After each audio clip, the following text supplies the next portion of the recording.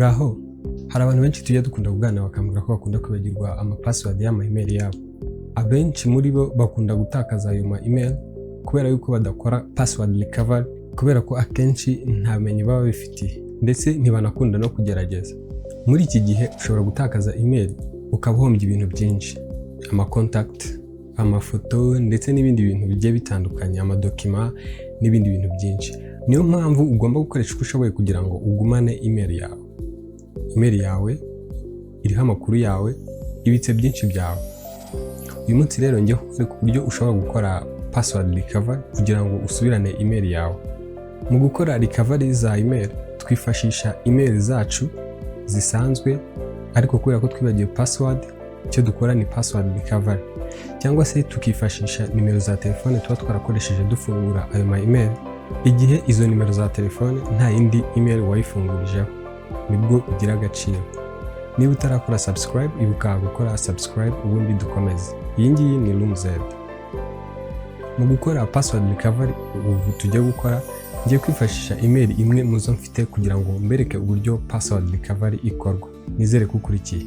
Nujya gukora password recovery, aha turi kuvuga za Gmail, turaza kwifashisha imwe mu ma app ya Gmail. Ishobora kuba Gmail, ishobora kuba Play Store, ishobora kuba Google, ishobora kuba ndetse na Google Photo. Ya ma app yose uzi ya Google ashobora kwifashishwa mu gukora password recovery. Hano ngiye gukoresha Google.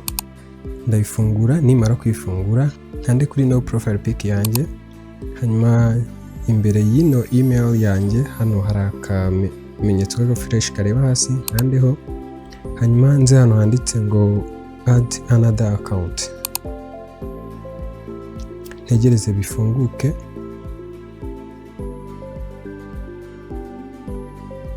Nimara gufunguka ndashyiramo ya email yanjye.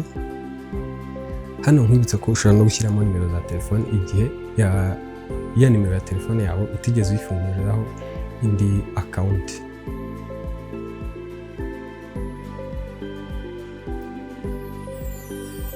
Hanyuma nkande next.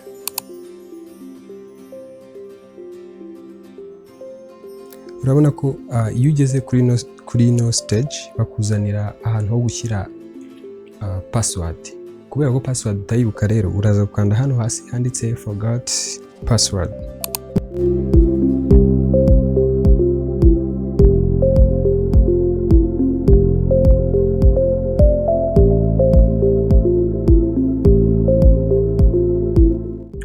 Try another way.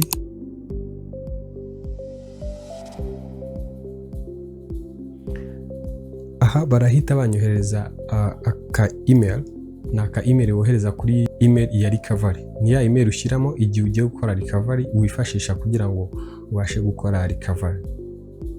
Then nimara kukabona niko ndaza gushyiramo agakode ahangaha banyoherereje. Nimara gushyiramo aka gakode then mpite nkanda next. Iyo bigeze kuri no level biba bigaragara ko password yawe wamaze gukora reset, ushobora gushyiramo indi ushaka. Ubu tugiye gushyiramo indi hano handitse ngo update password.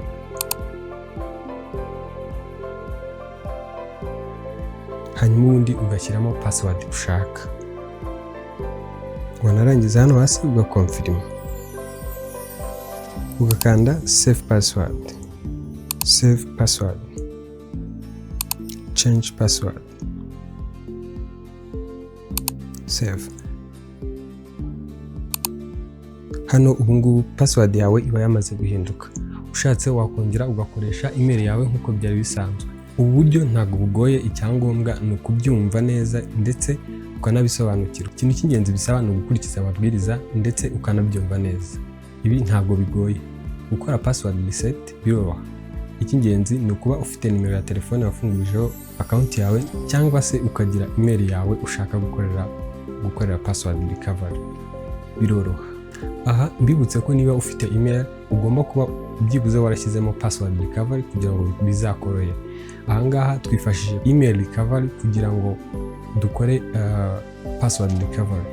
Iyo utifashishije na email recovery ushobora no kwifashisha nimero yawe ya telefone. Iyo ukoresheje ubundi buryo bakohereza ka kode mwabonye twakoresheje kuri nimero yawe ya telefone. Wibuke gukora subscribe kugira ngo dukomeze twungurana ubumenyi. Wakoze kubana natwe, komeza kugira ibihe byiza naho ubutaha.